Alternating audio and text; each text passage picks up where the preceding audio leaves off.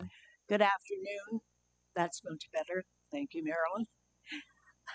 Welcome to our Heritage Kitchener December meeting. And we have never made this announcement before, or I haven't, but I will now that anyone who is interested in participating in future meetings can register online using the delegation um, form, registration form, www.kitchener.ca delegation or via email delegation@kitchener.ca. So, our second item is a disclosure of pecuniary interests and general nature thereof. Are there any pecuniary interests? Yes, Graham? I'm sorry, Grant.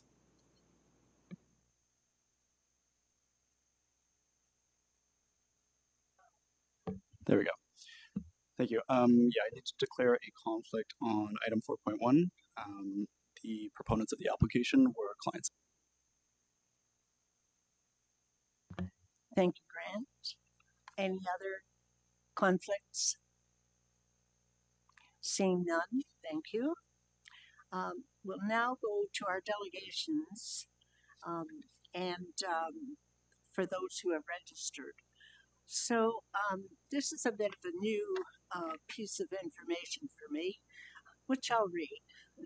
To all delegations, the city values and encourages participation and dialogue in the democratic process that occurs in council and committee meetings through written submissions and correspondence.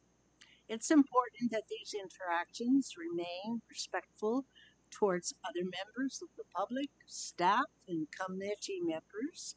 In cases where dialogue is not respectful or a delegate interrupts committee members, staff, or other delegations, makes derogatory statements about committee members, staff, or others that are disrespectful, or uses hate speech or language that is considered harmful or defamatory, the chair may interject and take necessary actions to maintain respectful and inclusive environment for everyone, which could involve the removal from the meeting. And without further ado, I'm wondering, do we have the clock that signals the 5 minutes? Marilyn, we do. So, as a delegation, don't be surprised that you will hear a ding, a significant ding. And that means that 5 minutes are up.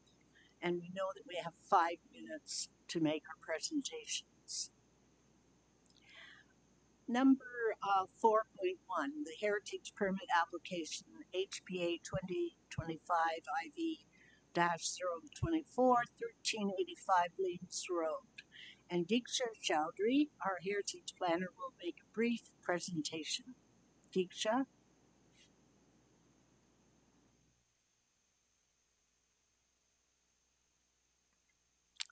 Thank you, Madam Chair. Um, okay, so the first item on the agenda is a heritage permit application for 1385 Bleems Road.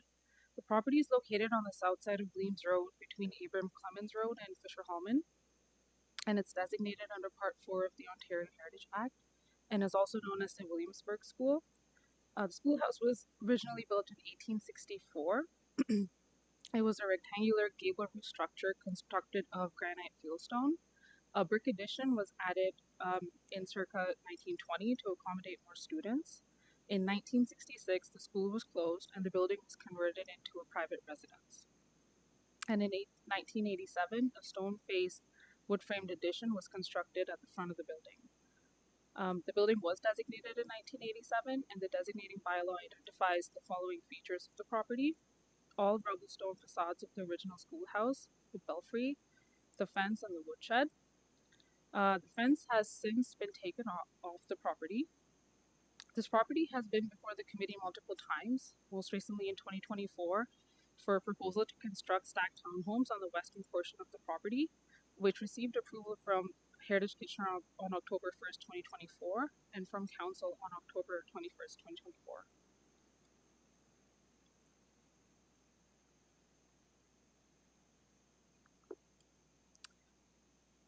The heritage permit application is proposing the demolition of the following: the 1920s addition, the 1980s addition, the woodshed, and the belfry.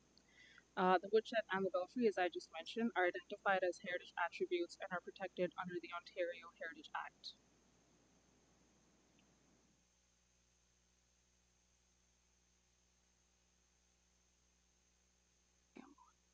Am I on again? Okay, perfect. The 1920s addition is in fair condition but has sustained water damage. A detailed assessment and recommendations from the structural report can be found starting page 7 of my report. Just to summarize some points from that assessment, the roofing needs work, framing around the windows needs to be reinforced, and the brick repointing is required. There are significant costs associated to get this addition restored, according to the structural assessment and the cost estimates that were submitted. The 1980s addition was added when the schoolhouse was converted into a residence. Even though this addition features a similar stone design, it does not complement the original designated schoolhouse because best cultural heritage practice states that buildings should be distinguishable and of their own time. The HIE addendum that was submitted with this application states that the cultural heritage value of the original schoolhouse would not be impacted if this addition were to be demolished. The woodshed is also in fair condition structurally, but needs significant work to be repaired, restored, and to become functional, including some major foundational and roofing upgrades. The structural assessment further concluded that while a restoration of the woodshed may be contemplated, from a logistics, feasibility, and safety perspective, repairs may not be viable given its current state and the invasive structural recommendations for the structure, which include a new foundation, full framing of the floor. Further, salvaging a significant portion of the existing cladding may not be possible. The belfry is in an advanced state of disrepair. The wooden posts are completely rotted through, and the belfry was deemed a safety hazard. Our building department did send out an order to comply to the homeowner to get sufficient bracing in place before the end of November. Another structural assessment from Tacoma concluded that bracing would not be possible. Staff then informed the homeowner that taking that into consideration and general safety, the belfry should be taken down. However, the belfry has collapsed before that could happen, and as of the date of this meeting, the belfry is off the building. However, staff are still proceeding with processing this heritage permit application since the belfry is protected through the designating bylaw. These were the quotes from the HIE addendum and the structural assessments that staff received as part of this application. For the addition, the restoration costs are upwards of $50,000. For the woodshed, also upwards of $50,000, and for the belfry, upwards of $20,000.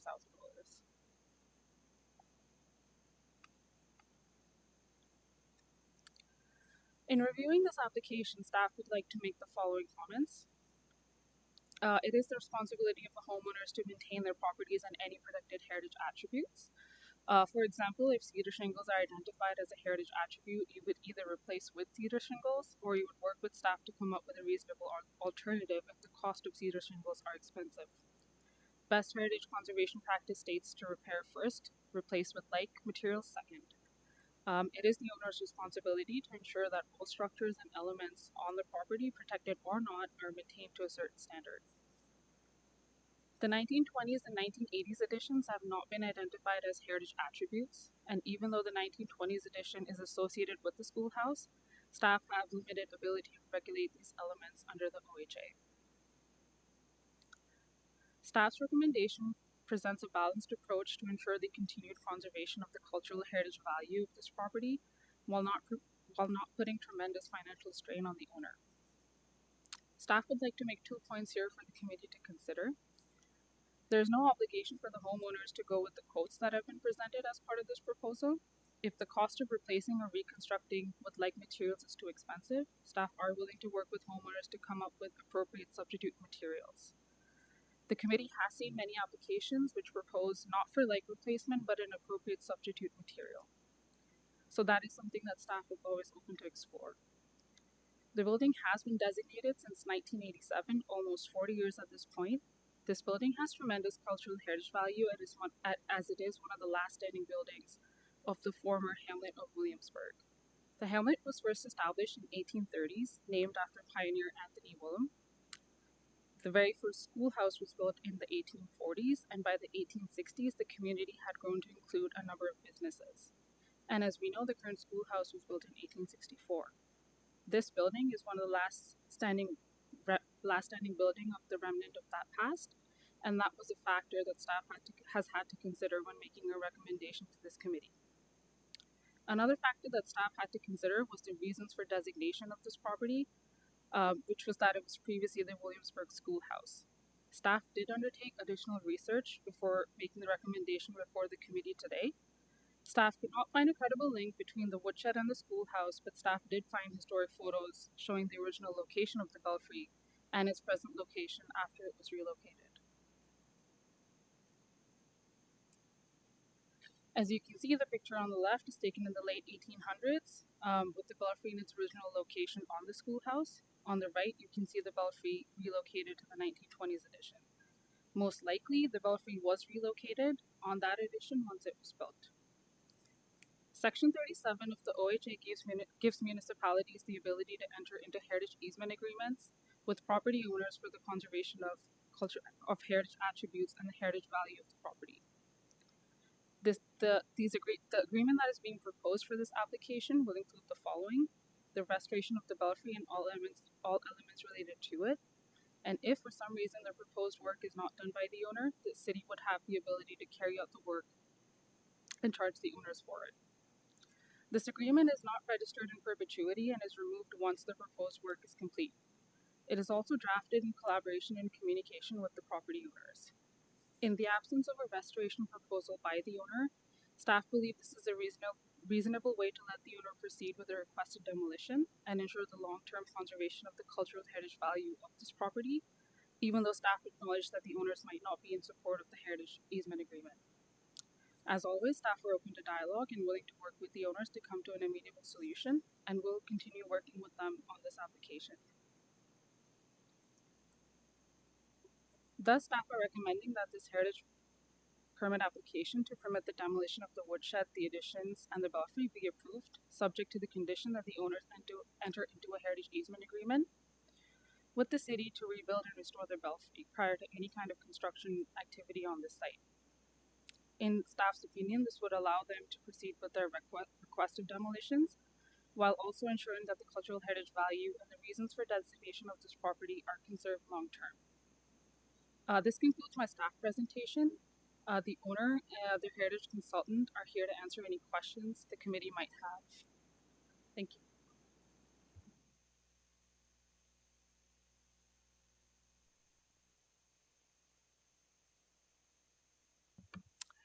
Thank you, Diksha.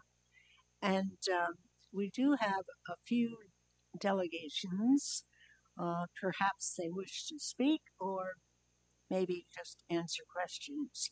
So the first person I have is Owen Scott. Are you Owen Scott? And we also have Emily Van Riesen from Tacoma Engineers and Alina Salomis. Right. Are there questions for the delegation? Yes, we have several. So would you come to our mic here, and then we can address you.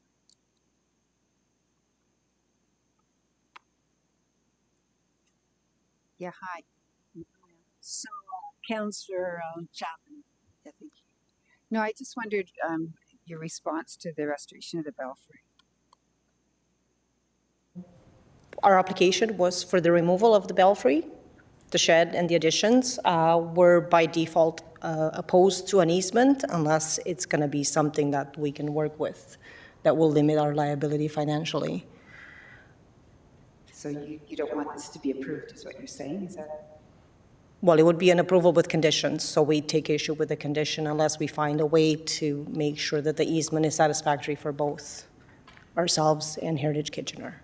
Okay, and as far as the process right now, what's your assessment of, like, what do you disapprove of? Unlimited liability, there's no limit on the easement, Right.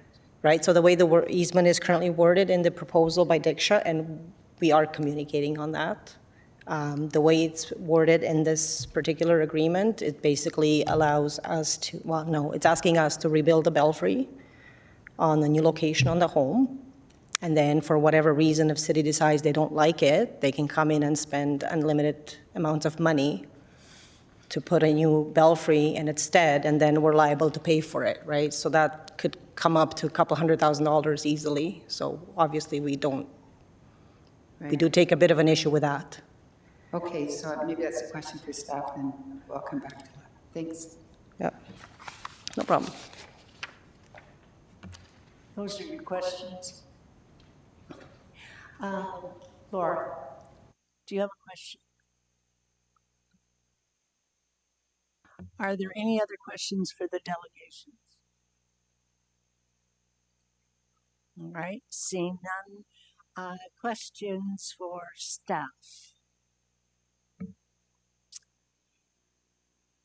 Yes, Councillor Chapman. Yeah, I guess I'll just ask the same question about the belfry.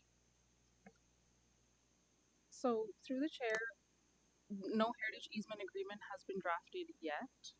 And the way that the process works is that it's done in collaboration with homeowners. So any kind of wording that's in the heritage easement agreement will be subject to their review and our legal team as well.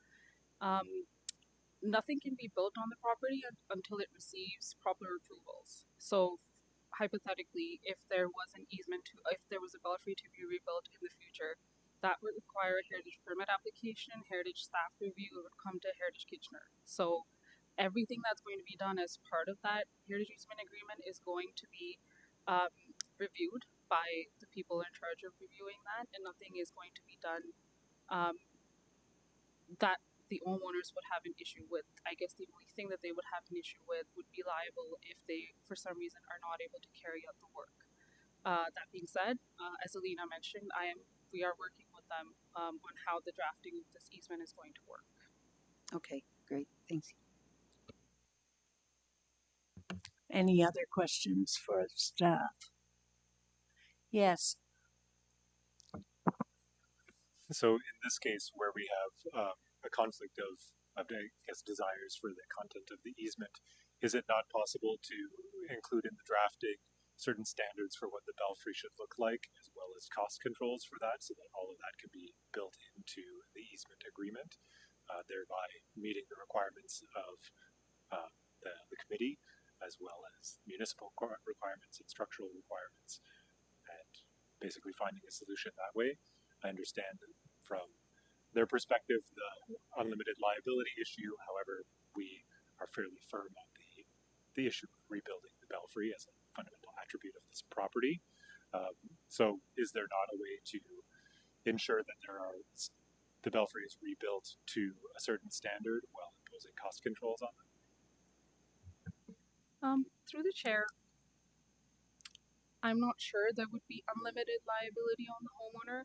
This heritage easement agreement would only apply to the belfry, and it would be processed as any other heritage application is processed. So the homeowner can submit an application and say the cost of wood posts is too expensive. We work with them to come up with an appropriate substitute materials. The committee has seen many heritage permits, so I don't think there's going to be unlimited liability. We also have a heritage grant program that we updated last year that homeowners can use for projects such as these if they are eligible. So I don't think the heritage easement agreement is going to have unlimited liability on the homeowner. It only pertains to the belfry and the restoration of that belfry. Sounds good. Thank you.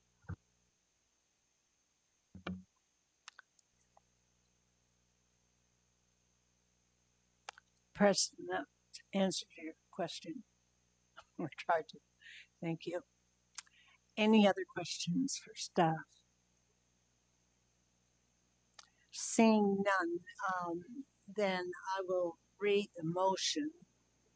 Pursuant to Section 34 of the Ontario Heritage Act, Heritage Permit Application HPA 2025 IV 024 be approved to permit the demolition of the shed, 2 additions, and belfry at the property municipally addressed as 1385 Bleams Road in accordance with the supplementary information submitted with this application and subject to the following conditions.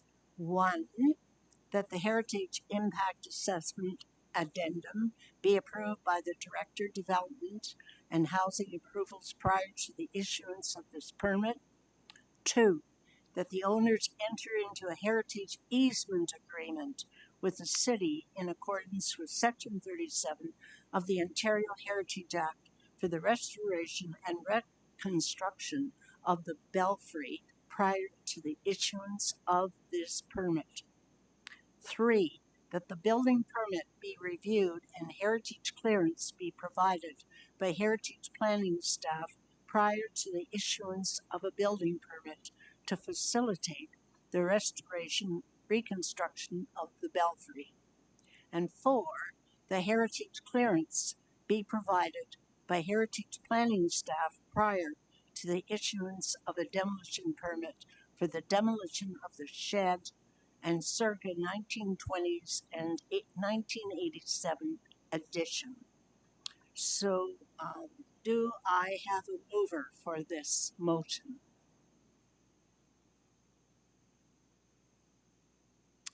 Laura is moving it. Any questions? All those in favor of the motion? Motion carried.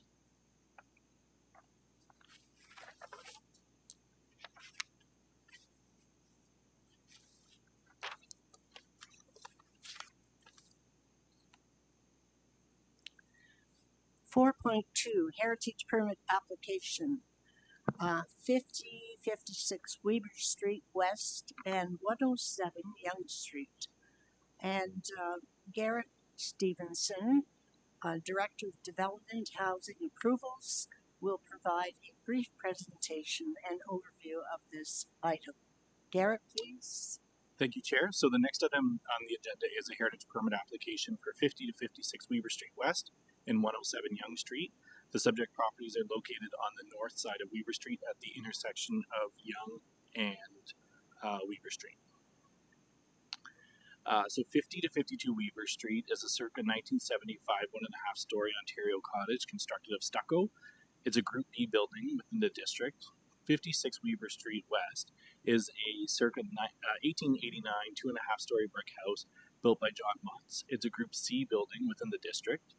And 107 Young Street is a 1910 1-story vernacular brick house. A heritage permit was submitted for the demolition of 50 to 56 Weber Street West, an approval which was received in August 2020. So that's not in front of the committee today. The proposed demolition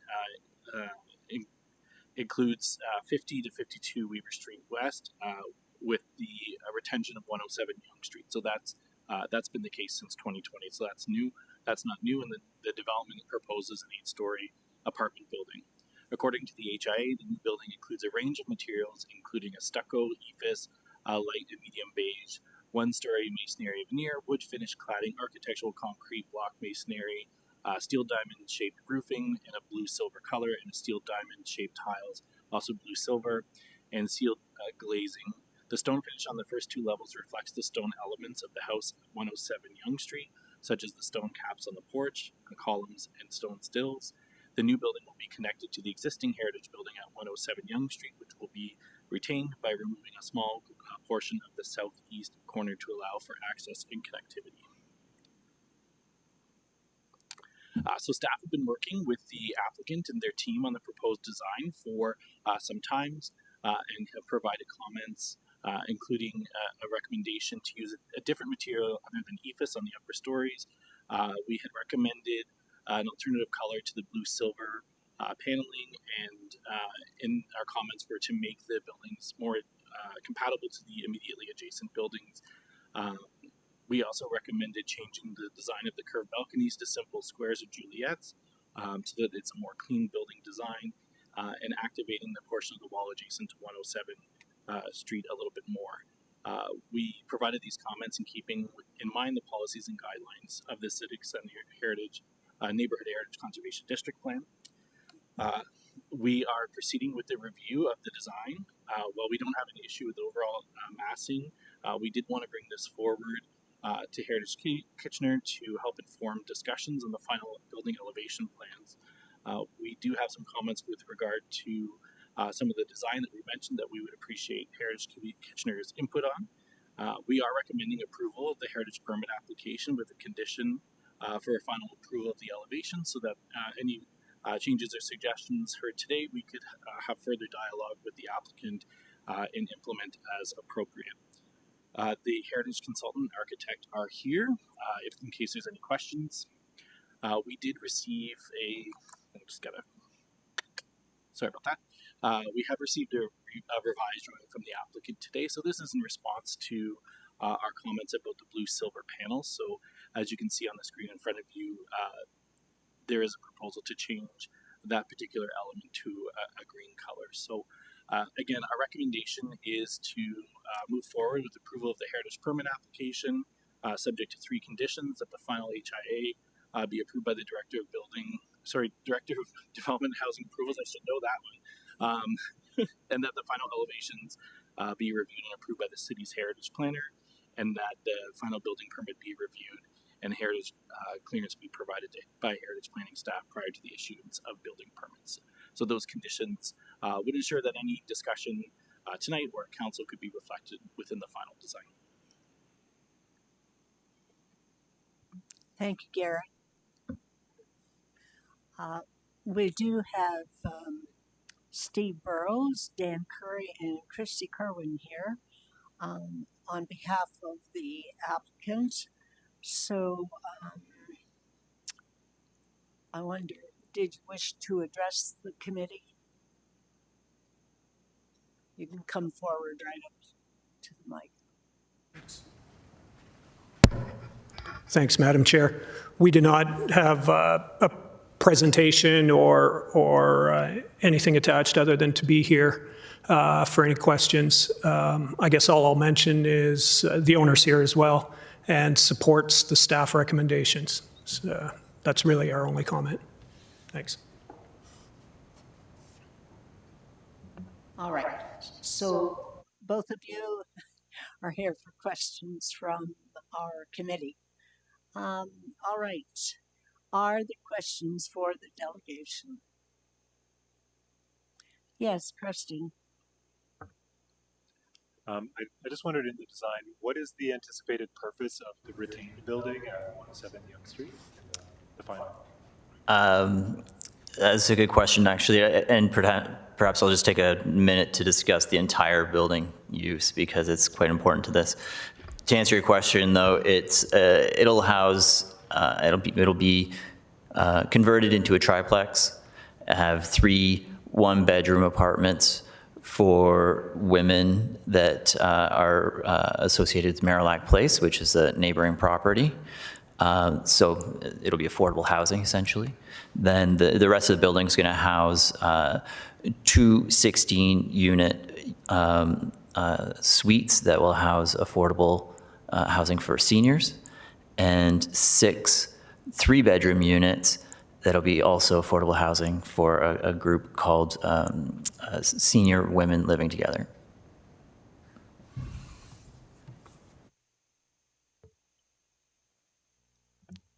Preston, is that fine?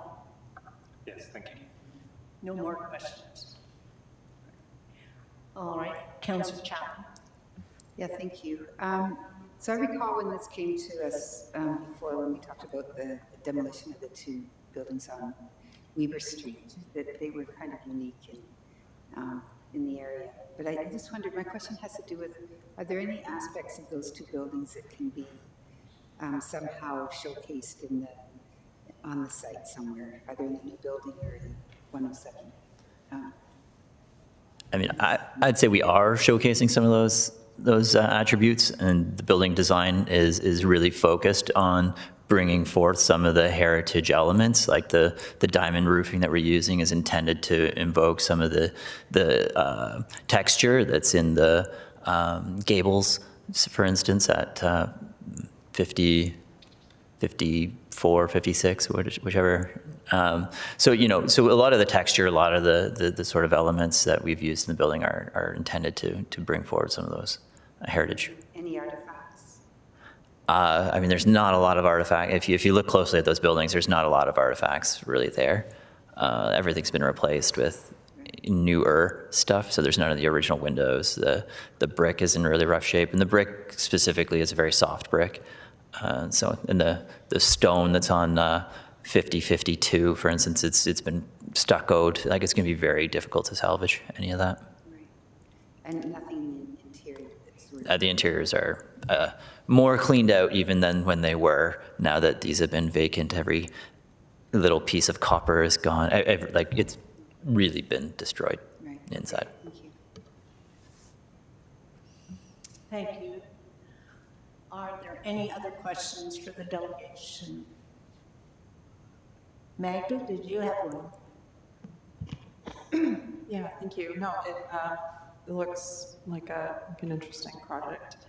Glad to have more affordable housing in the city. I had two sort of general comments, questions, and maybe you could address some of what I say. I'm specifically interested in the connection between the new building and the existing house that will be retained. Can you comment on why they're connected? If, like, is there going to be access for the residents to... Emergency services. So they have connecting emergency services. Like, they will be connected. There's a parking garage underground. So it's sort of like like apartments that are part of the bigger building. There's a gap between the existing building and the new building. There is a gap that may not be clear, but at the very back, it's connected just at the corner, just so that emergency services are connected. So alarms and sprinklers and all that kind of stuff. Okay. So I noticed in the HIA figures 19 to 21 sort of showed the extent of the house that's being removed, but it didn't seem to be the full extent. Is that the case? It showed the brick wall being removed, but not the roof. The roof will be removed as well. I mean, it's I'm going to say 4 foot by 6 foot area that's going to be removed in order to connect the two buildings. Okay, just because in those figures it wasn't clear to me that there was a red outline and it didn't include the roof. Yeah, I mean, there's a number of reasons structurally as well to support the, you know, when you get buildings who are too close together, you start to get snow loading on the existing building and stuff. So that's one of the reasons we've connected them as well, as the new building is going to help support the existing building. And then, thanks. And then I did have some questions about the garbage pickup area that's right in between the house and the new building. That seems very tight. To me, there's a bay window there that I assume is being retained. So have you considered like potential adverse impacts on the house? Like, I know the HIA discussed the construction process, but then beyond that, like garbage trucks and other types of vehicles moving in there potentially. Yeah, I mean, we've had to take that in consideration. So it's I don't remember the exact width, but it definitely meets the requirements for a truck, for a garbage truck. Okay, it's very, very tight. And is there any kind of consideration of like screening or anything like that with dumpster? I know we have like, you know. You won't see anything. Like, it's all going to be internal, so it'll only be there when it's garbage day. They'll put the bins out, the garbage truck come pick them up, and then they'll go back away. It's internal. The garbage is internal. Okay, good, because I see sometimes new developments that have No, the dumpster garbage is internal. right in front of the building. No. Okay. Okay, great. Yeah, thank you for clarifying that. Yeah, Thanks. good. Thank you. Thank you, Magda. Any other questions? Yes, Councillor Michaud. Thank you. It probably says some here. How many units were going to be in this building? One from Maryland? Units specifically, 72 units or beds? I think it's 38 or 40. I don't recall. It's odd because 2 floors are just 2 units because there's 16 beds on each floor. Okay. So I just, can I comment? Okay. I just want to say that I'm delighted to see a bit of heritage be saved, which these buildings are just flat, well, they're probably going to be kind of flat, but you're keeping as much as you can with this, and what the work that you're doing as far as helping women and children and now elderly women, which is really nice to hear. So I think the concept of this whole design and the project that it's that the outcome is going to be is wonderful. So congratulations. thank you. Appreciate that. Yes. Grant. Thank you, Madam Chair. I'd like to echo the councillor's remarks there. I'm really excited to see this development as well. I live in this neighborhood, and this, as well as another affordable housing development down by the library, is really positive to see. I'm also pleased to see the retention of the house on Yonge Street. I think it's certainly a better approach than facadism as we typically see throughout the city, or maybe some half-hearted attempts at commemoration. I think keeping that structure and its integrity is a good approach. And as somebody who walks by the other ones on Weber Street every day, I can appreciate that those will be cleaned up as well. And I think that'll help the overall community, but also the heritage attributes of the community. I did have a question, 2 questions, I think. I'm curious if you could speak to the roof line. I'm not even so sure what I would call it. I don't want to be offensive, kind of 50s diner, or I don't know, it's very maybe ostentatious. If you could speak to that. And I'm also curious about the surrounds of the doors. They taper inwards and seem to have a bit of a ledge on them. And I'm wondering what the inspiration for those was as well. So, yeah, this project's been going on for a long time. There's a lot of documentation behind that you're not seeing. So we actually did an assessment, I suppose, of the neighborhood. And one of the things we found quite interesting, especially, say, 48 Weber right next door, for instance, they have these precast doors all around. There's several of them throughout the neighborhood, and a lot of the buildings, churches especially, have them. So that's where the inspiration for that entrance came from. The roof was a couple of things. One is, as I mentioned before, a lot of the gable ends of these buildings have, say, cedar shake or some sort of decorative wood that's often painted now. So they're say, green or blue or yellow, and that's how you get a lot of the character. And so we wanted to bring that character into this building as well. And so trying to give the building a bit of a top, but also that gives there's a step back there, and that gives the terraces there some shelter as well from rain and sun. So it was a bit of everything, and to give the building a bit of a modern look as well, something that's both traditional and modern at the same time. Yeah, thank you for that. I guess some of the other comments that I would make is I tend to agree with planning staff that the square balconies, I think, are a better approach in this area. And the only other thing I would question is just the amount of materiality, the number of various materials on the facades. Maybe it's just a personal preference. I wonder if there would be a way to reduce the number of materials being. I think there's only 3 materials: stone, eaves, and I think maybe metal roofing. Which is not a bad thing. I mean, I think overall this is really positive development. So, thank you. Yeah, it's not intended to be a minimal building. Yeah. Any other questions? Yes. Yes. So I had very similar concerns to what Magda mentioned with the loading zone and the garbage pickup area, specifically just because there are, I assume, buildings or walls on both sides. And I understand you mentioned there is quite a bit of space I guess legally or by whatever is required. So just wondering though, because it is so close to the existing building in Heritage, human error happens all the time. I'm on my condo board at least twice a year. Garbage truck hits something and there's way more space in our building than here or there. So just wondering if some sort of Yeah, there'll be bollards. There'll be bollards, and the base of that building will be concrete because it'll have to sit on a concrete podium as part of the. So there will be some sort of protection. There'll be something there, yeah, for sure. Okay, thank you. Any other questions? Well, I do have one about the cladding. EIFS, can you describe it and why chose it? I'm just thinking of its longevity because it will fall to the condo people, the owners, to replace it when it fails. So can you tell us about this EIFS cladding? External insulated face system. So that's what it stands for. It's been chosen for a number of reasons. One is we didn't want to detract from the other materials. As somebody's already mentioned, we didn't want it to get too busy. And some people are already saying it's too busy.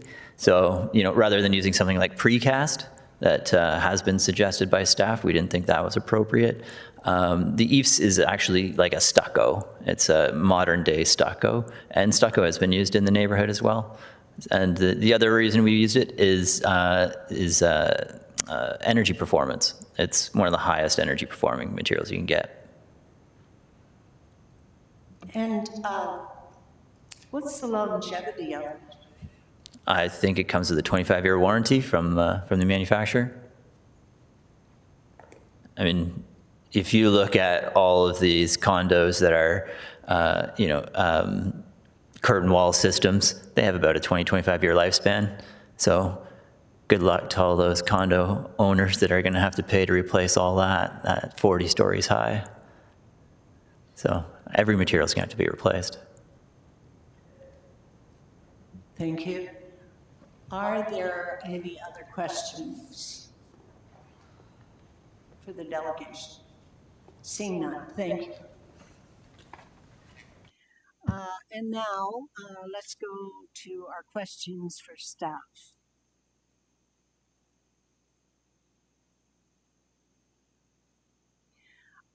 Garrett, maybe I misheard you.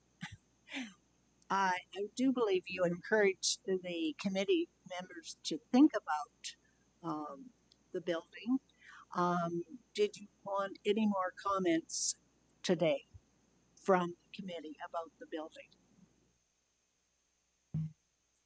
Through Madam Chair, we heard the discussions. I think it's fair to ask questions to the applicant, and I think the committee had that opportunity. So, I think we have some notes. I think we're good. All right. Are there any questions for the staff for Garrett?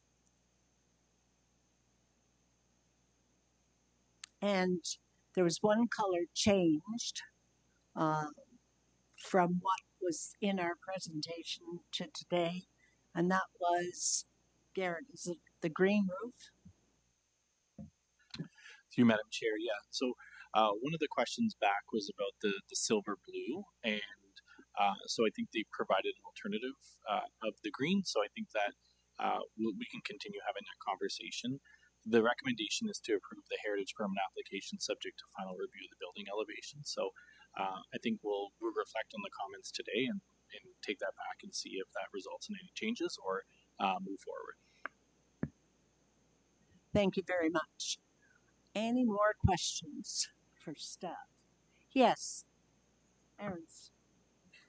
Yeah, I just had one on the landscaping. I'm assuming it's just going to be standard kind of curb and gutter from the renderings that we've seen.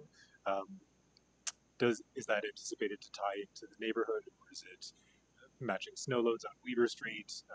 I just wondered if staff had any remarks about the anticipated boulevard and setup around the building. Through you, Madam Chair. So the regional street, Weaver Street is a regional street. So there are regional design corridor guidelines that help inform that design. So the region will review that. There will be a sidewalk required. The boulevard that exists for the rest of the block will likely be matched until likely the whole street gets rebuilt, and then there might be an opportunity to take some of the curb face sidewalk away. But at this point, it would be likely matching what's there after construction, and it would be reviewed through the site plan approval process. Same is true on Yonge Street. Even it's a city street, so we'll ensure that the sidewalk will likely be closed during construction, but afterwards it will be reinstalled to the city standard for sidewalk and streetscape. And then on the privately owned property and where possible within the right of ways, there'll be a street planting requirement. Likely on Yonge, but not on Weaver Street. So there will be some street trees and landscaping that meets our standards. Great, thank you. Thank you, Preston. Yes, Councillor Chapman. Yeah, I just have a question about the setback on Yonge Street. Like, is it in line with the Yonge Street property, the building itself?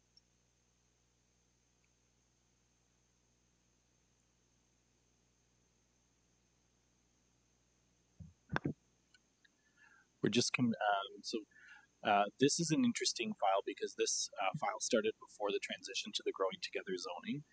So there is a minor variance that's required, but this building was designed before some of the performance standards within the strategic growth area. So it is fair to support variances in order to implement the development that's been largely of this built form and massing and placement. So we think the alignment is, it's similar to next door. So the building next door is quite close, the U-shaped building. So it has a similar setback. You're talking to the one on Weaver or the one on Weaver Street? No, I'm referring to the one on Yonge. Yeah, this one is forward of the building on Yonge. It is closer to the street. And that's not a problem.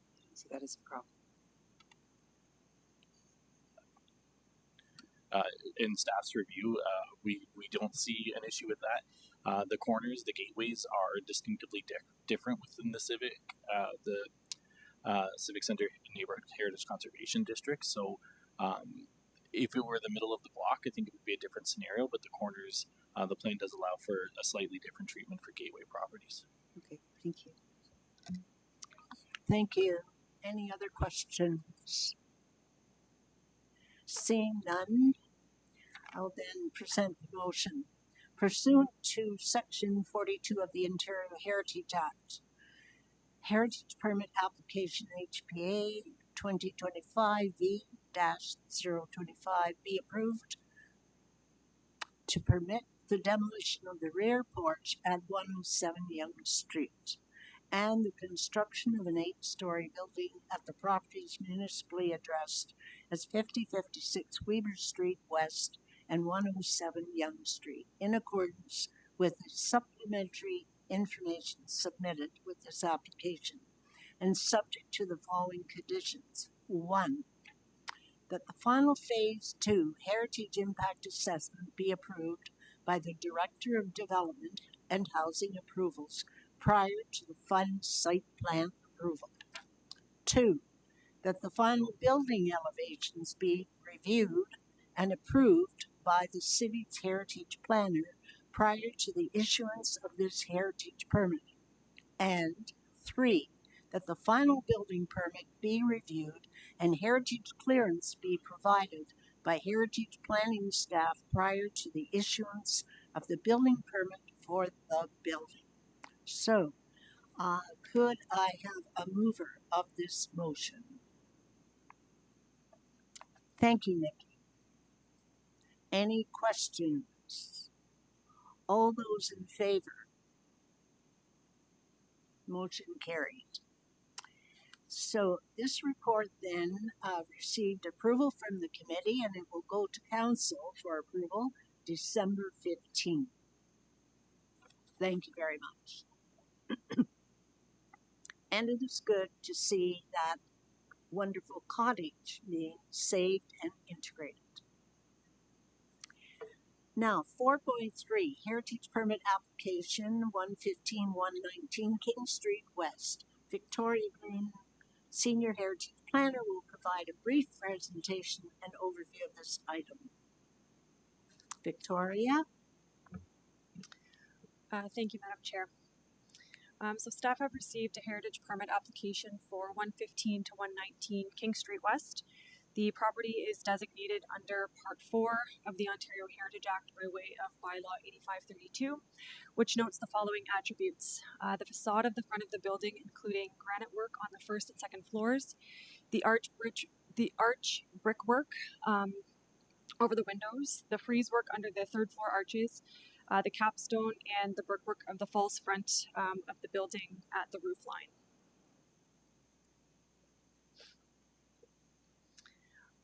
The applicant is proposing to repair the front facade on King Street West of the subject property, and these works include replacing the red bricks that have deteriorated or been damaged, as well as replacement of the copper flashing, repointing mortar between brick and cast stones that has deteriorated, repairing the surface of cast stones where damaged by signage that has been removed, and the replacement of damaged cast stone dentils that were removed due to safety concerns.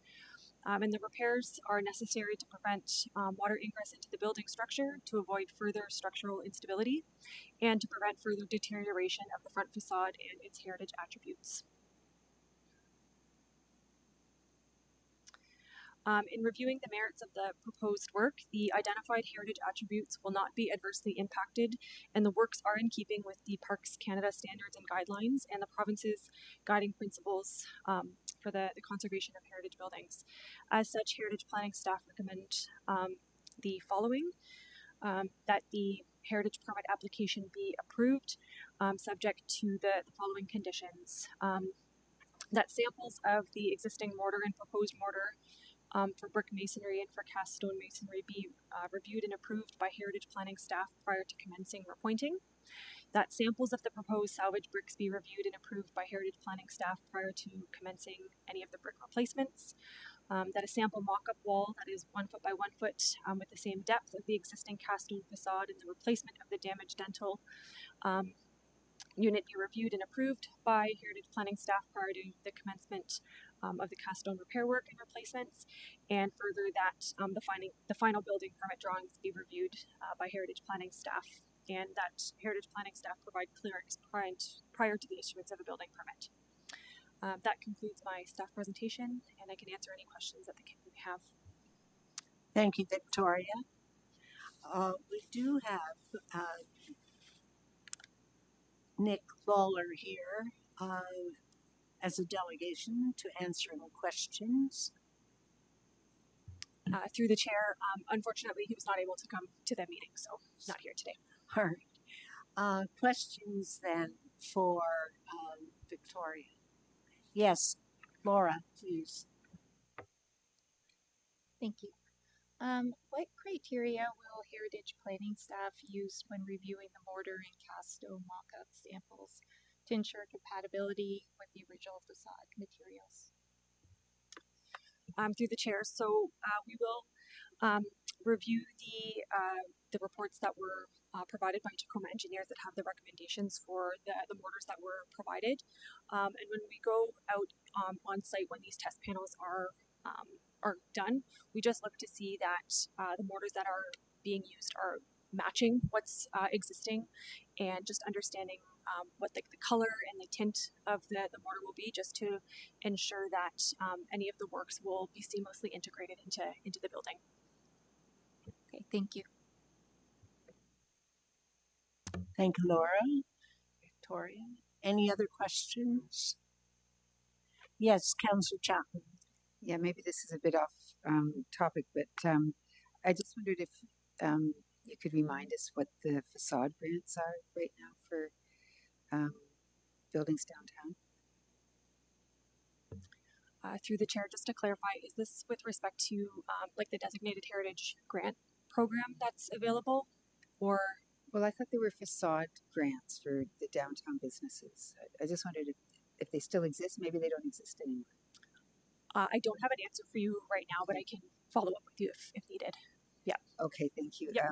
But along the same line of questioning, How can we encourage more downtown property owners to do similar work on their facades? Through the chair, for properties that are within the downtown that are designated under the Ontario Heritage Act, the city does provide a designated heritage grant program for repair and restoration works. So works of this nature could potentially be eligible for funding through that program. The program funds up to a maximum of $5,000 to do repairs. So owners of Part 4 properties are eligible to make application through that program. Okay, thank you. Thank you. Any other questions? Just for people's awareness, I wonder if you would have a picture, if you could put on the screen. In number 3, we talk about the cast stone facade and the damaged dental. Can you pull up a picture of that?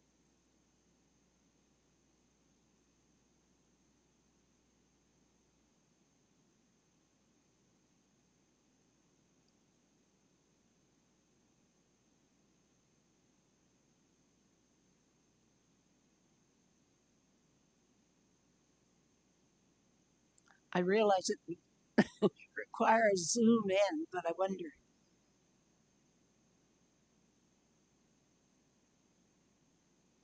Through you, Gene. There's the zoom in. So the precast portion is the bottom part of the screen, and then you can see the damage just above the CBC Radio Canada sign where the light pole is. Sorry, could you go speak into the mic a bit better? Okay, sorry about that. The precast element is the frame around the bottom of the building in the lighter tone. And then the damage to the dentals are just above the light post in front of the CBC Radio Canada sign. You can see there's a section, there's like 4 kind of dentals that are broken there. And then the brickwork is farther above that on the upper portion of the building. Yeah, right there where the hand is now. Thank you very much. It's always good to see the exact description through a picture of what we're dealing with. So, are there any more questions here? Thank you. All right, we'll then go to the motion.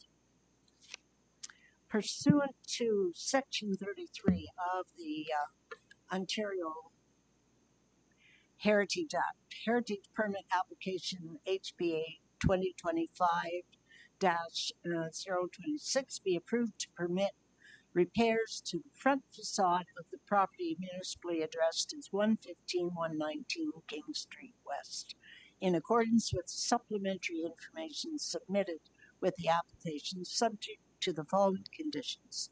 Samples of existing mortar and proposed mortar for brick masonry and for cast stone masonry be reviewed and approved by Heritage Planning staff prior to commencing repointing. 2. Samples of the proposed salvage bricks be reviewed and approved by Heritage Planning staff prior to commencing any brick replacements. 3.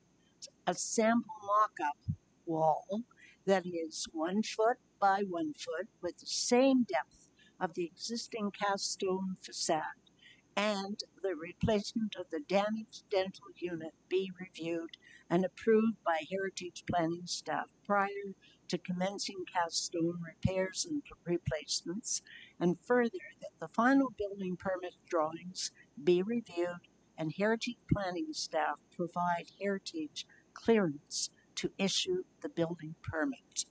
So, any questions to staff on the motion? Seeing none, who would move the motion? Thank you, Preston.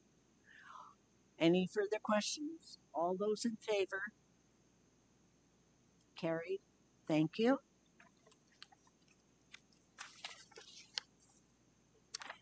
Now, 4.4, Victoria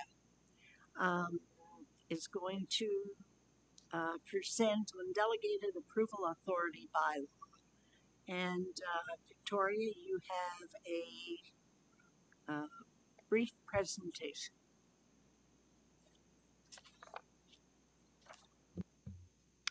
Thank you, Madam Chair. As the committee may recall from our November meeting, the recommendation to repeal and replace Chapter 642 of the Municipal Code regarding delegated approval authority was deferred to this meeting for a recommendation from the committee.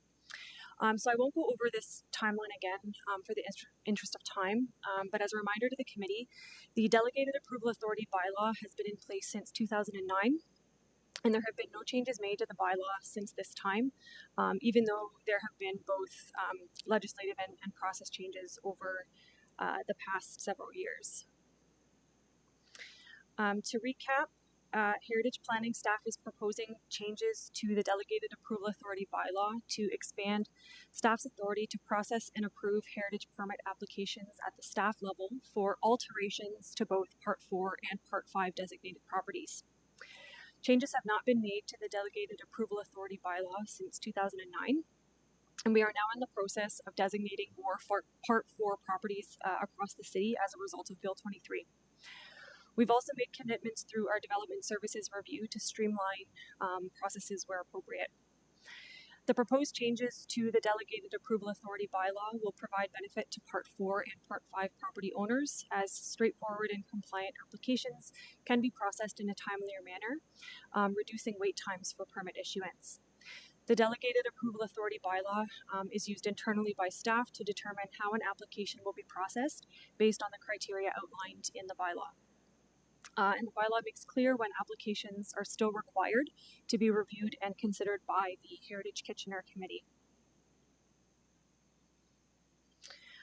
So up on the screen are the instances in which the Delegated Approval Authority will not apply, meaning that the types of applications that meet these criteria will continue to be reviewed and considered by the Heritage Kitchener Committee and Council where necessary. So for Clause A, these are instances where a heritage attribute is proposed to be removed and not replaced. Clauses B and C are with regards to the construction or removal of detached accessory buildings greater than 15 square meters, or the construction or removal of an addition. Clause D refers to alterations that would see heritage attributes significantly altered. So if there's let's say a material change proposed, that would not be necessarily appropriate for the heritage property. And Clause E would be an application that is part of a Planning Act application in which heritage studies are involved. So again, these are the situations where a heritage permit application would still continue to come to the Heritage Kitchener Committee for review and consideration. So the next few slides provide some examples of compliant and minor alterations to Part 4 properties that staff feel could have been processed through the Delegated Approval Authority bylaw, in addition to the examples that were found within the staff report. So the first one was a heritage permit application from 2022 at 35 Gordon Avenue, which included the repointing of brick and the repair of a window. With respect to this application, the use of the mortar was acceptable, and the proposal to replace the bricks with matching bricks where needed was deemed acceptable, and there was a recommendation that staff undertake a test panel review as well. This application was for a heritage permit application at 73 to 77 Queen Street North, which included porch repairs with like materials. The conclusion of staff's recommendation was that there was an appropriate lime-based mortar that was used. The wood was repaired using the Dutchman repair technique, which included replacing a small damaged area rather than the entire piece of wood. Apologies, just lost my place.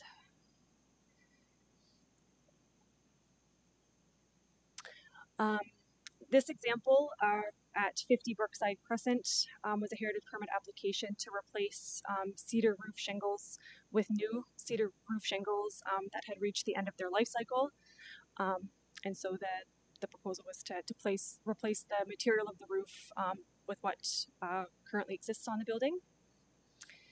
And in this final example, this was a heritage permit application for 307 Queen Street South that proposed the use of an appropriate lime mortar for foundation repairs at this property. So all of these examples that were just shown met the 8 guiding principles for the conservation of built heritage properties and the Parks Canada standards and guidelines for the conservation of historic places in Canada, and the works were in keeping with their respective designating bylaws. The heritage attributes impacted were repaired or replaced in a way that did not adversely impact the heritage character of the properties. So to summarize, the delegated approval authority bylaw is for alterations to designated heritage property. Any new construction and demolition for both Part 4 and Part 5 properties are applications that will continue to be reviewed by the Heritage Kitchener Committee. Applications for Part 4, Part 5 can be referred to Council and Heritage Kitchener at any time. Heritage Planning staff are proposing to process compliant and minor applications through the Delegated Approval Authority bylaw, such as the examples that were provided in the presentation, as well as the ones included in the staff report. The Delegated Approval Authority would allow for shortened timelines from 6 to 8 weeks down to 7 to 10 business days. And this is viewed as a customer service measure for owners of designated heritage properties. Staff will continue to consult with the Heritage Conservation District representative or the chair in the absence of a representative. And application information will be provided in the spreadsheet at every Heritage Kitchener Committee meeting for applications that are processed through Delegated Approval Authority. As such, staff recommend that the draft bylaw that's attached to the staff report be enacted to repeal and replace Chapter 642 of the City of Kitchener Municipal Code regarding the delegation of power to consent to alterations to property designated under Part 4 and Part 5 of the Ontario Heritage Act. That concludes my staff presentation, and I'm happy to take any questions from the committee. Thank you. Thank you, Victoria. Any questions for staff on this bylaw? Yes, Councillor Chapman. Yes, thank you. And thank you for bringing back more information on this. That's very helpful. I just wonder, in the applications that we looked at today, would any of them have gone through delegated authority? Through the chair, the application for 115 to 117 King Street West with respect to the repairs to the brick and the precast concrete, Heritage Planning staff feel that could have been an application that could have been dealt with through Delegated Approval Authority, given that the works that were proposed are compliant with good conservation practices and met the respective requirements outlined in the designating bylaw. Okay, thank you. My second question has to do with the heritage permit applications tracking sheet that we have. I noticed there about 6 or 7 delegated approval applications. Were the Heritage Committee members in those areas consulted, or were these applications reviewed with them before they were approved? Through the chair, yes, they're the Part 5 designated properties. Anytime we receive a heritage permit application in one of the heritage conservation districts, we do reach out to the district representative that sits on Heritage Kitchener. But in the absence of a district representative sitting on the committee, we did reach out to the chair. And if they're not in a conservation area, in a heritage district area, They would not go to the representative or to the chair? Through these proposed changes, that's correct. Okay. Why? Through the chair, for the Part 4 designated properties, they're not within necessarily within a heritage conservation district, so there wouldn't be a representative for those areas that sits on the Heritage Kitchener Committee. So then would it not be reasonable to request that they go through the chair, since the chair would be the one overseeing the whole city, I guess? Through the chair, that is something that was considered by Heritage Planning staff, but given that the applications that we're looking to process through Delegated Approval Authority, these would be ones that are minor and compliant with recognized conservation standards and guidelines, and would be compliant with the designated bylaws that are in place in these areas. And so, as a means to ensure applications are being processed in a timely manner, we would see these processed through delegated authority through staff only. Sorry, just to add to that, there is a nuance of the timelines when we're talking about Part 4 and Part 5 properties. So Part 4 have more of stringent timelines. You have 60 days to deem an application complete and then 90 days to process it, whereas Part 5 properties don't have that 60-day timeline. They only have the 90 days once an application is deemed complete. With the number of properties that we're designating for Bill 23, we're anticipating more heritage permit applications for Part 4 properties specifically coming back in the future. So I think it would be helpful to have permit applications that are in good heritage conservation practice and align with those practices go through DAA. That being said, if staff feel that any Part 4 application is complex or could help with committee input, or staff are not in agreement with the proposed application, they are still going to come to Heritage Kitchener. So we do have the ability to bring any Part 4 application forward to Heritage Kitchener at any time. But I guess the goal in this is to improve our customer service, where we're having applicants wait for a month or 2 months while they come to wait to HK, they would have to wait for 7 to 10 business days. So I think that's our main priority in bringing this DAA.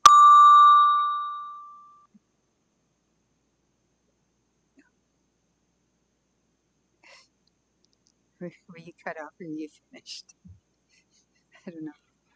Were you finished? Oh, okay. I didn't know if you were cut off. Okay, we'll have to think about it for a bit. So thank you.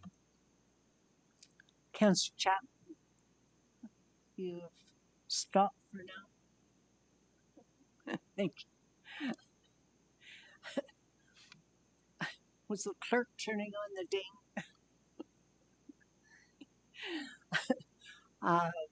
Oh, yes. Grant, please. Thank you, Madam Chair.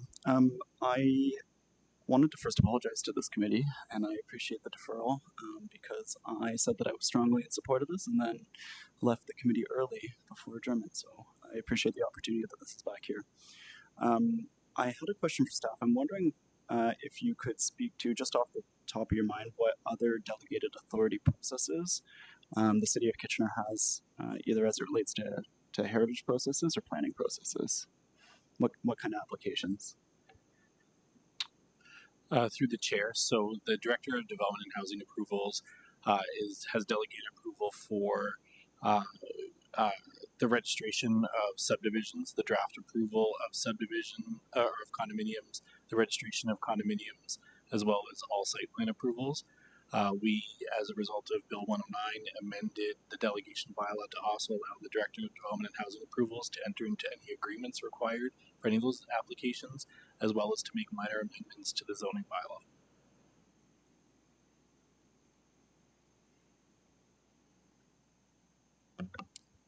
Grant, you have some more questions. Go Well, ahead. potentially, yeah. I'm just wondering, I mean, from my understanding, the city of Kitchener is a bit of a leader in delegated authority, and I think that helps contribute to why it's a really attractive place to do business from a development point of view. I'm wondering if the delegated authority, as it's related to this item for four properties, is that going to really free up? Is there going to be a really significant increase in staff's ability to go out there and do the research and do the statement of significance and designate the properties that need to be designated?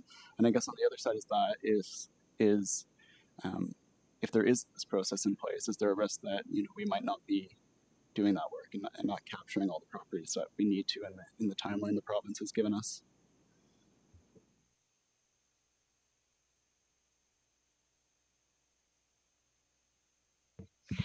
Through the chair. So with respect to the Bill 23 work that's underway and staff going out and doing research and updating the statements of significance and bringing forward the notices of intention to designate, that in and of itself is a separate process from the Delegated Approval Authority bylaw.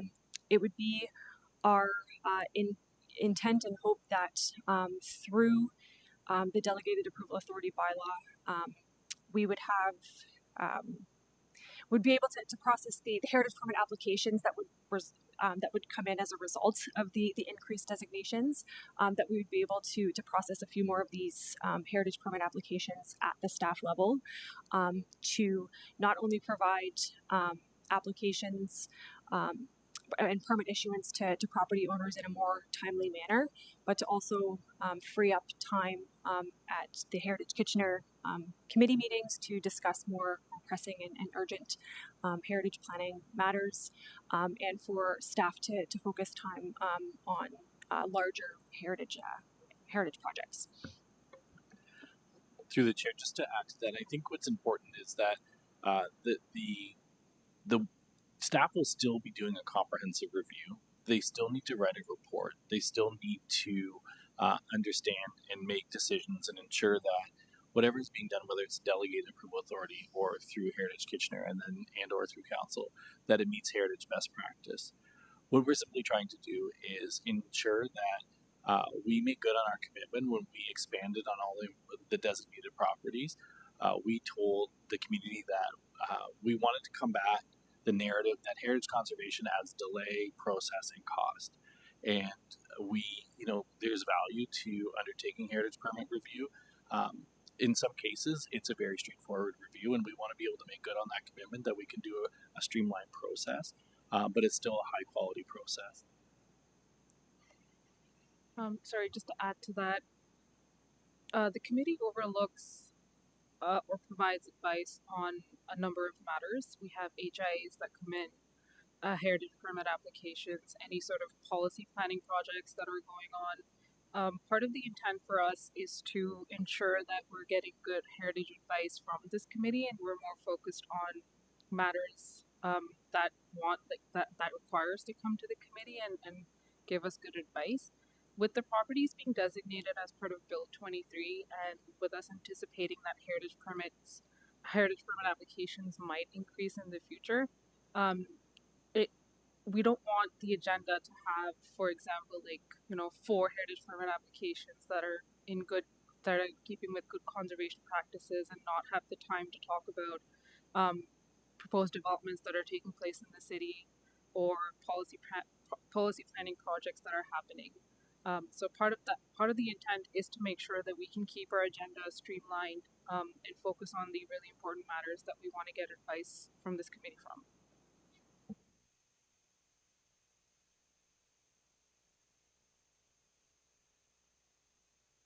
Are there any other questions for staff? Councillor Chapman? Yeah, I would just like to, I'm willing to support this delegated authority, but I would like to have some mechanism that would, any applications that are going to go through the delegated authority process would come to the chair, or if the chair is there's somebody in place of the chair, if the chair isn't available. Just so that you know, they can sort of sign off on it, and if there are any concerns or questions, then that can be brought back to the rest of the committee. So I don't know if we can amend what the recommendation is to include that. I was called once when the person in I think it was Victoria Park wasn't available, and it was a very simple thing, right? Like a phone call saying, "Hey, what do you think about this?" And so it didn't. The work had already been done; it would have to be done anyway. So it was really just sort of signing off on it. So I'd like to add that to the recommendation. If that's possible. Through the chair, I will ask the clerk if a motion for amendment would be required, and if it would be, would we need a vote on that? Through the chair, that is correct. Any amendments will have to be brought forward and then voted on by the committee. And then through the chair, I think just to build on the previous answer, when a member of this committee is representative of a heritage conservation district, they are sort of the go-to person for what's going on in the heritage conservation district. Person who lives within that community has a good pulse in the community, and they really are able to inform and have a good perspective. It is, I think, a big obligation to put on the chair, even if we have a willing chair, to sort of be the representative across the entire city. And for individually designated properties, they're coming to the city first through the heritage permit application process, and we are advising them of their designating bylaw that applies to their property, which they should be aware of if they've done a title search or involved in a designating process. So I appreciate the request for additional oversight. It is I think it's a significant pressure for a chair to be responsible citywide, and really the avenue of having the district rep is someone who walks their dog in that community, is going to get asked on a walk, hey, how did that happen? And so that's really why we wanted to make sure that the district rep was familiar. Ideally, we don't have a rep from every district. Ideally, we would like to have that, and we want to get to that. So the chair is filling in now in absence of that, but that is really our thought process on the difference between the two.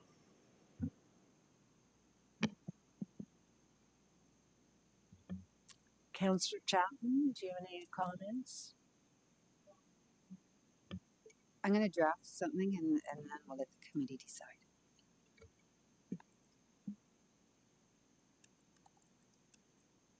Oh, over here, Jean. Councillor Michaud. Thank you. Thank you. I just have a question first. Just an example here. The sidewalk installation on either side of Dune Village Road. How long did that take to get to delegated approval? I mean, you can just give me like a, if it's, you don't have it. Through the chair, we're not, Michelle was on that one. Okay. So okay, that's okay. She's the old state, so we don't know for sure. The point I'm trying to make is that there are a lot of things that, like, I'm looking at this list of delegated approval, and this just speeds things up.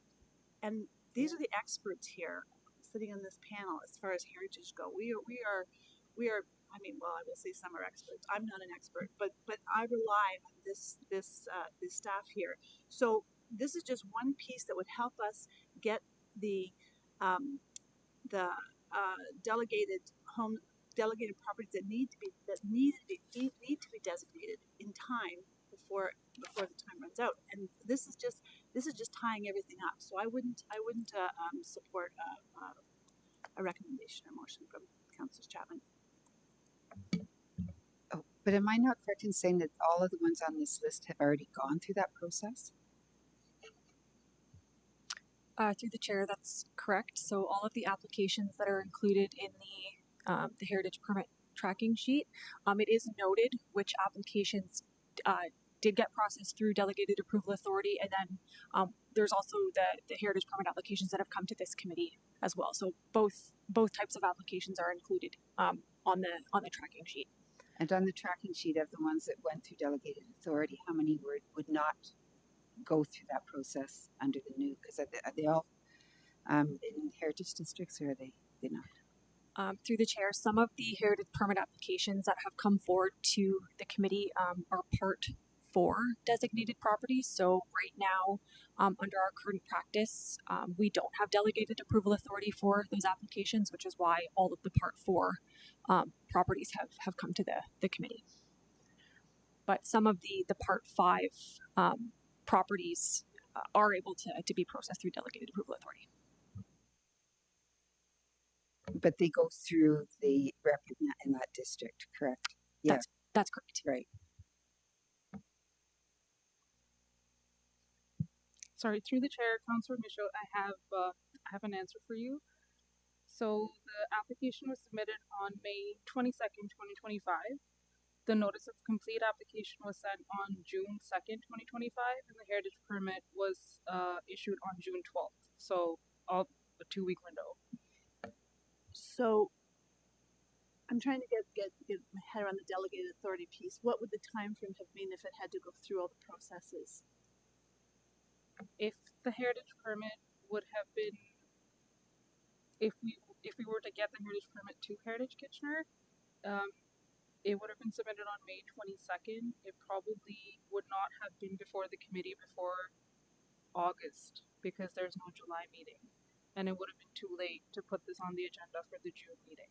And then it would have had to wait to, So it would have been about a 3-month total process time. 3-month total to get sidewalks on either side of a road. This is my point. I think that this designated authority, I would support that.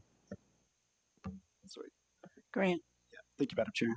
Can staff just reiterate that? What was the difference? There was Councillor Michaud had indicated it was 2 weeks versus 3 months. Is that correct? Through the chair, yes, May 22nd to June 12th, which is about 15 to 20 days versus 3 months. Alrighty, thank you. Yeah, I did echo what the councillor had said. Councillor Michaud, in terms of this being, an exercise in streamlining our processes here, and I think that's really important. I think there's a number of advantages to this. I think the staff using the resources better or more efficiently is one that we're just talking about now. Quicker timelines for the applicants, which has savings for them. Certainly time is money, especially when you're paying consultants. And then just less frustrating and onerous for applicants.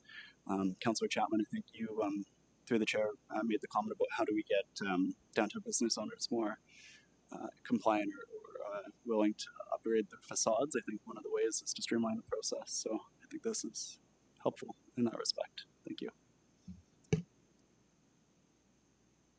Yes, Councillor Chapman. Yeah, I'm not objecting to the delegated authority piece. All I'm saying is if staff were to contact the chair, is that going to make this whole process go back 3 months?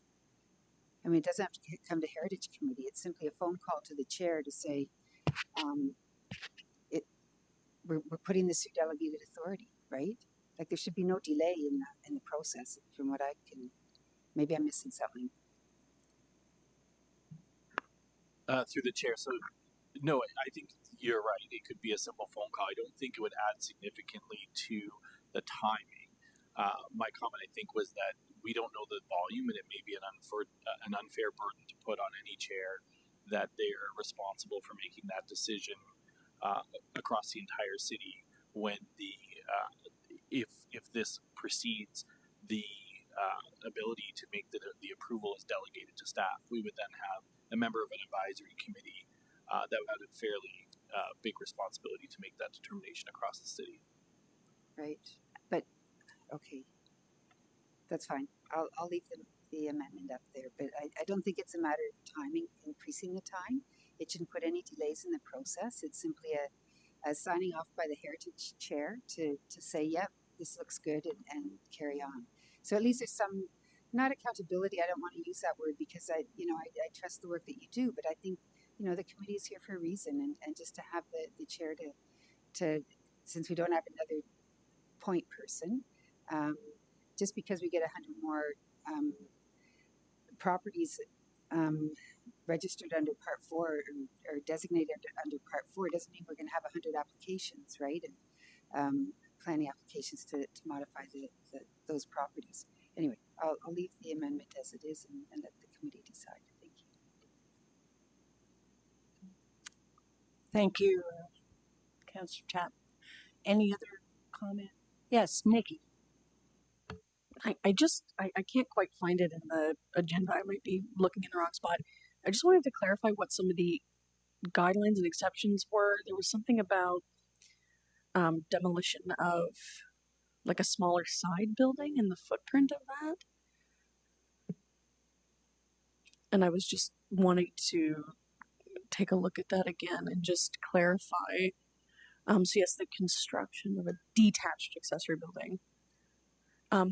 One of the things I did want to ask is how did we come to the number of 15 square meters?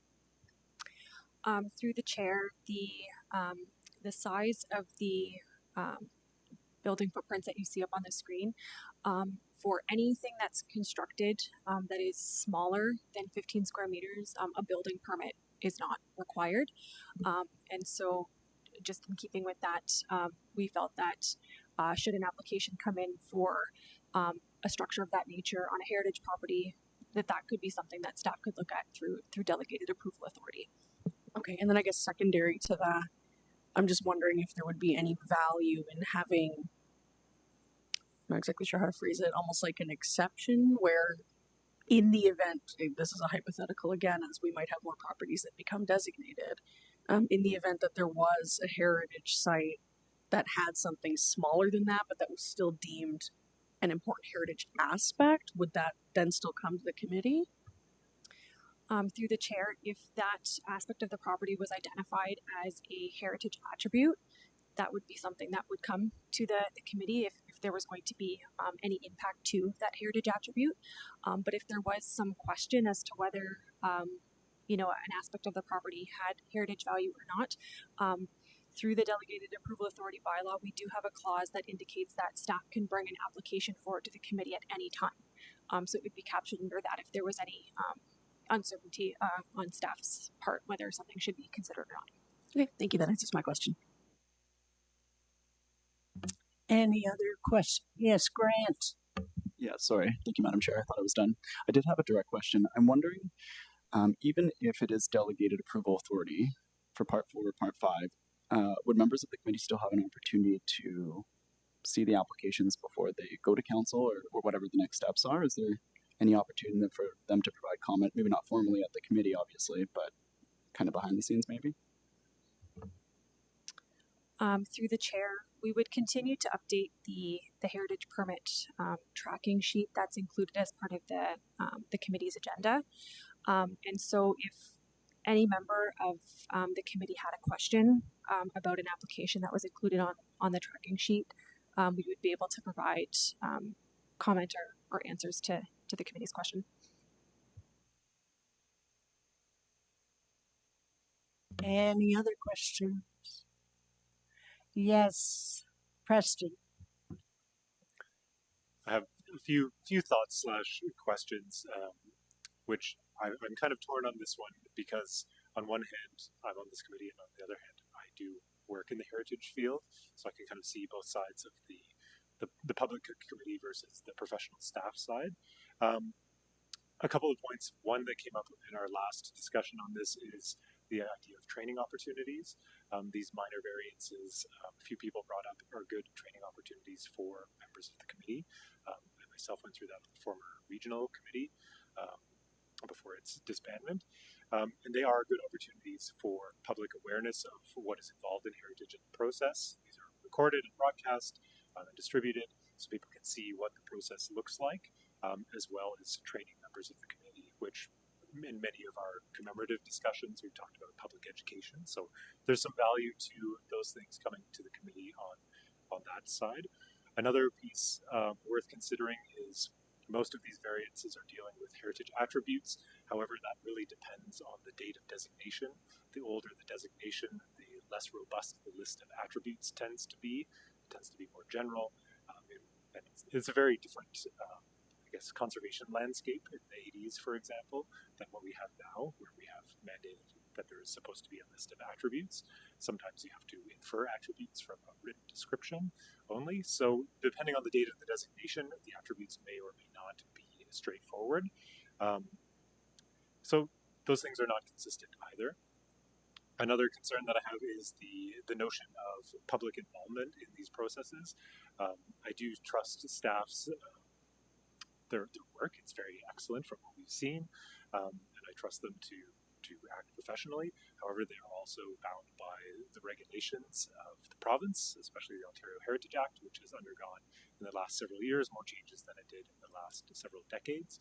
And a lot of my time in my day job is spent interacting with heritage professionals who may or may not be acting in the interest of a given heritage resource, but are acting in compliance with legislation. So part of my concern there is that if the legislative landscape further changes and we have established kind of a pathway to delegated approval authority, these things aren't going before council and they're not going before the committee, so there is no local public engagement. While it is going to our professionals, not all of the members of the committee are professionals, not all of the members of the council are heritage professionals, so that wider public voice is then missing at the local level if we establish this as a hard and fast precedent. So those are some of those concerns. Another kind of secondary concern with the legislative landscape is that we are looking at this in anticipation of more Part 4 designations coming to review for variance. But how to put this? If the municipalities have been forced to designate or delist, and in the interest of quote-unquote cutting red tape, and the result is that there are more designated properties that need to be reviewed, resulting in more red tape because the process was not particularly well thought out, I don't think that should be a problem that municipal staff need to figure out and cover. So that starts to, to deviate a bit from the point there. But I'm not sure that kind of a lack of planning on one part constitutes an emergency on our part. That said, I do understand that we have a commitment to customer service for the city and looking to reduce that stigma, especially for things that are compliant. So to that end, I have a few thoughts that I think that we should be able to move forward with this. I'm willing to support this approval authority bylaw with a few things in mind. One, I think we need to establish, perhaps at the committee level, some kind of way of incorporating the training lessons that can come out of these sorts of reviews. So looking at that spreadsheet, coming up with a process for reviewing that with our members and establishing something for new members so that we can get those insights. Two, that this sort of approval authority should be subject to a periodic review, particularly if there are any future changes to the Ontario Heritage Act. And then finally, that we leave staff with the understanding that we err on the side of caution. That list of exclusions is very good so far, but I think we should err on the side of caution, especially with those older designations where it might not be so clear cut. So those are my time remarks. We can discuss from there if that raises any questions with staff or with the committee members. Thank you, Preston. Are there any other questions, comments? Yes, Magda. I guess I just wanted to put it on the record since we're all sharing our thoughts. That I'm thinking about it from the perspective of what has the committee, and I already mentioned this to staff, so they know, but what has the committee, like aside from learning from reviewing these heritage permit applications, would the outcome have been different if these had not come before the committee? And I think from all of the examples I've seen, there was no significant discussion because they're property owners who want to fix their properties. And I think, I trust staff to judge that, that's the intent behind these applications. They have qualified heritage professionals on the project. They're reviewing it on site, they're reviewing the drawings. And I think it's worthwhile to expedite and to say, yes, like we want people to fix their properties. I think we've seen various examples where, you know, it's disappointing to see that property owners of heritage properties are, you know, letting their properties deteriorate or sit empty. And so I think this is like, this is a positive thing. You know, we want those things to be fixed as quickly as possible so that they don't, you know, in a 3-month time period, a lot could change and the property owner could say, well, now I don't have the money. And anyway, so I think that that's an important thing for me, like looking, you know, at some of the heritage properties around town. It'd be great if like in 2 weeks somebody had a approval to just go ahead and fix that. So yeah, I'm a supporter. Any other comments? Yes, Natalie. Just had a quick clarification question. In the event where an applicant comes to staff and staff denies their request for alterations or any adjustments or anything like that, is there an appeal process to that? Or can the applicant also say, I would like this to now go to the committee for further review? Is there a possibility for that at all? Through the chair, if staff is not in support of what the applicant is proposing, staff can bring that heritage permit to committee, or the applicant can definitely tell staff that they want this to go to the committee. The final decision-making authority stays with council. So, for example, if staff brings forward a recommendation for refusal of a heritage permit application, the committee would vote on that and it would go to council. If council passes that resolution, the applicant then has 30 days to appeal to the Ontario Land Tribunal. So they do have appeal rights that they can exercise if they're not happy with the outcome of the heritage permit application and staff's recommendation. Thank you, Natalie. I share that concern as to if the property owner is not in agreement with staff, what is the appeal process, and how would you do it? So you would then make a report and present it to the Heritage Committee, would you? Through the chair. So I think what you're describing is the scenario we had this evening, where the property on Weaver Street, there were certain architectural design elements where staff and the applicant couldn't agree. So out of complete transparency, we outlined that in the staff report, and then I introduced that, and then we had some discussion around it. So we don't often get to a point of disagreement. We will often find a resolution. We usually are able to use different design techniques or approaches in order to implement the objectives and the policies within a Heritage Conservation District plan. But if staff were not in agreement, or if staff thought, even if this was delegated to staff, but this would warrant a discussion, we were interested in the advice of the committee, we would bring that forward. We can continue to bring that forward. Thank you. Any other comments? I have to share that I did have concern when I read the report, and we've had this discussion last time about minor and complex, or minor and major, what comes to the committee. And I was a little concerned that,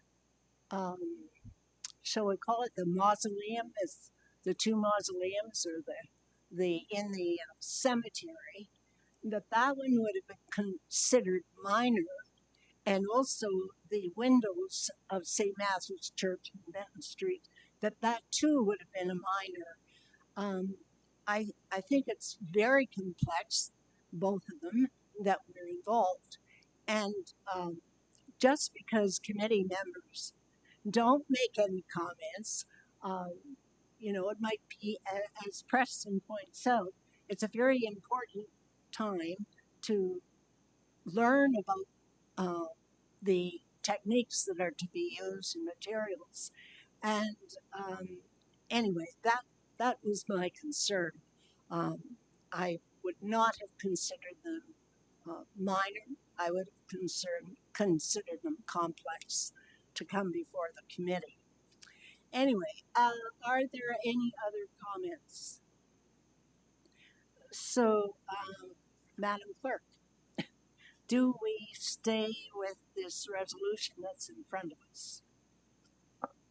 So you would first consider the amendment, which I'm going to put on the screen, which is brought forward by Councillor Chapman. The committee would vote on it. If it passes, then you would consider the recommendation as amended. So first step would be to consider the amendment. Thank you very much. I will need your guidance. All right. Okay. So, first of all, that all Part 4 applications that go through DAA will be signed off by the Chair of Heritage Kitchener. That's the motion first. Which was brought forward by Councillor Chapman, and then you will require a seconder. Who would move this? Councillor Chapman, seconder. Thank you, Laura. All right, so now, Madam Clerk, we'll vote on this. All right. All those in favor of this motion?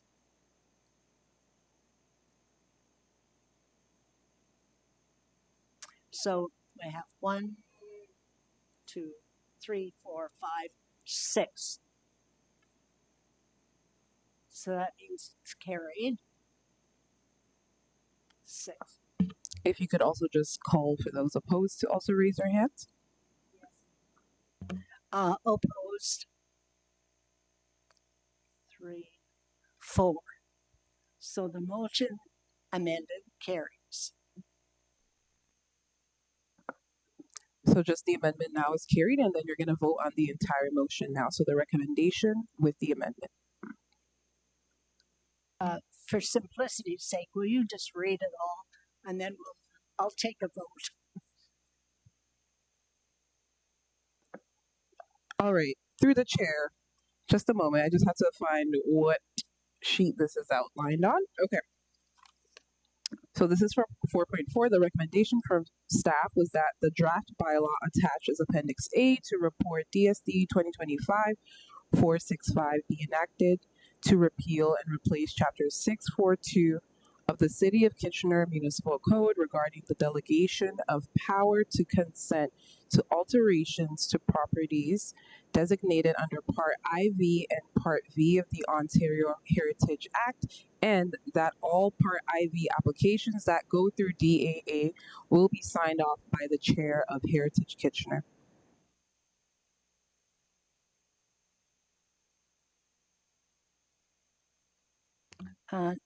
Procedure, please.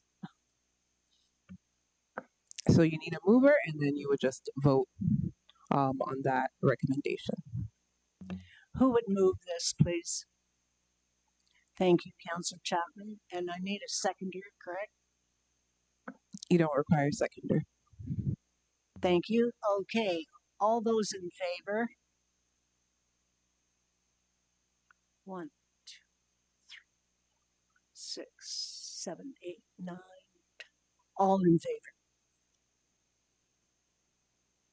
Carried. Thank you, Madam Secretary. Pardon me. Assistant. So that finishes the item. Thank you. All right. So this will go to Council December 15, 2025. Our next item. Status updates. Bill 23, Municipal Heritage Register Review, DSD 2025-467, and Victoria Goon, Heritage Planner, will do the presentation. Thank you. Thank you, Madam Chair. So Heritage Planning staff are bringing two properties forward this evening to recommend pursuing designation under Part 4 of the Ontario Heritage Act. The first property is 350 Park Street, more commonly known as Calvary United Church. This property has frontage on both Park Street and Gruen Street, and based on staff's evaluation of the property, 350 Park Street meets 6 of the 9 criteria under Regulation 906. So the property has design, physical, historic, associative, and contextual value. The property is a representative example of the collegiate Gothic architectural style and is unique as it encompasses Tudor revival elements.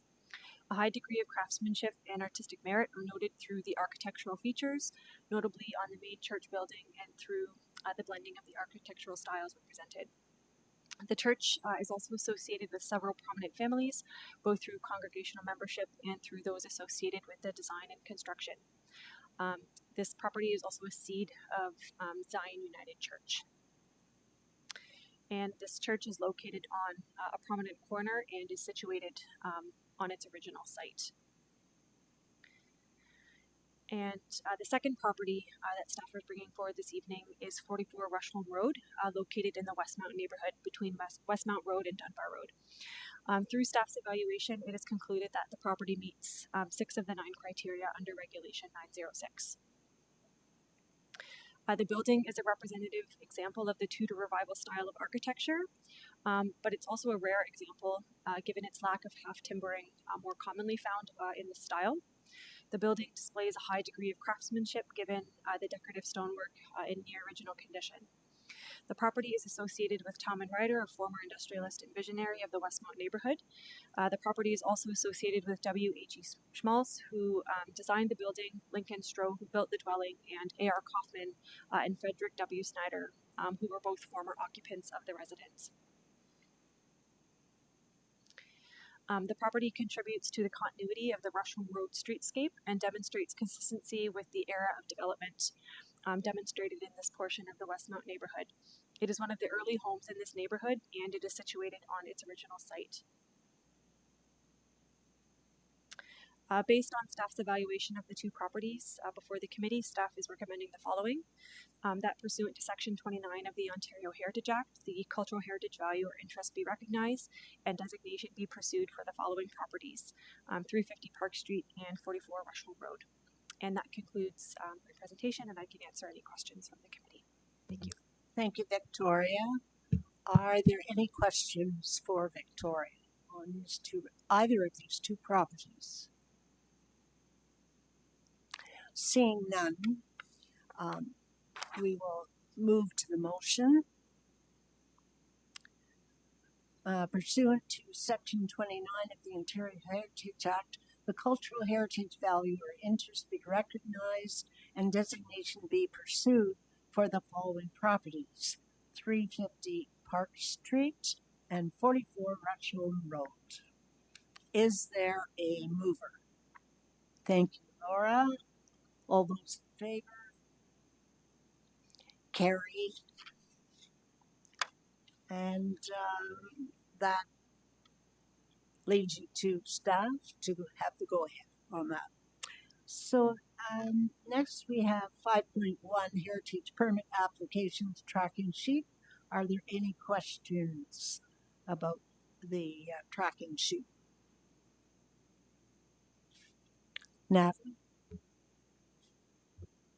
Maybe not regarding this, specifically regarding Bill 23 that was mentioned earlier. The deadline is coming up. I believe everything needs to be designated by January 1st of 2027. Through the chair, not necessarily designated, but a notice of intention to designate needs to be passed by January 1st, 2027. Okay. And second question, I guess, how many properties are still remaining on the Heritage Register that have not been processed in any way? Through the chair, we can get back to you on an exact number, but I believe it's around 116. Okay. And are there plans to get through all of them, or a portion of them, just because I'm wondering like how staff is picking and choosing which properties get like priority. Because we've seen some that kind of come to us and we're kind of like, all right, I guess it fits the criteria, but then sometimes there's other properties that are just like stunning, amazing, beautiful, like, you know, heritage properties that do not seem to be coming to committee. Through the chair, we are in the process of looking at these remaining properties and determining an evaluation criteria for how we are prioritizing these based on high, medium, or low in terms of whether these properties could potentially be facing like development pressures depending on where they're located within the city, and also looking at the types of buildings. So if there is, you know, presently an active use in a building that is, you know, necessarily going to be changing anytime soon, that may be a property that may be a lower priority. But if we have a property that's located within one of our, you know, planning areas with respect to like Growing Together West or Growing Together East, those may be ones that we're looking at to designate, you know, quickly. So, Madam Chair, I can confirm that. So, 2 weeks ago, when the reports were prepared, so we had reviewed 96 properties. 2 of them were presented tonight. 45 have fully undergone the process. 34 are in the process, and 14 have been reviewed, and there's no action at this time. And 1 NOID has been withdrawn by council. When we did the Bill 23 action plan a couple of years ago, we started with highest priority in terms of risk for development or needing protection, and also all of the willing participants who likely would not object. So we are going to have to make a decision mid-year next year to determine the objections we did receive, if we will recommend moving forward with those. The idea is that if we were into any disputes or appeals, that those would be in 2028 after the deadline, so that we can properly resource those while continuing to review the program. So it's going to be an exciting year next year.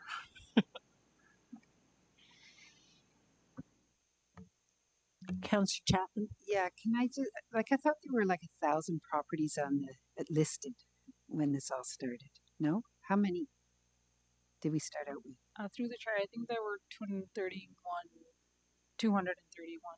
That was it? Okay, thanks. Yes, a large number.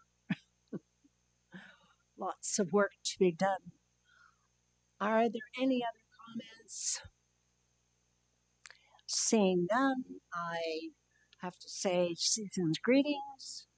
The best of the season to all of you. See you in 2026. And with that, who would like to move adjournment? Grant would. Thank you.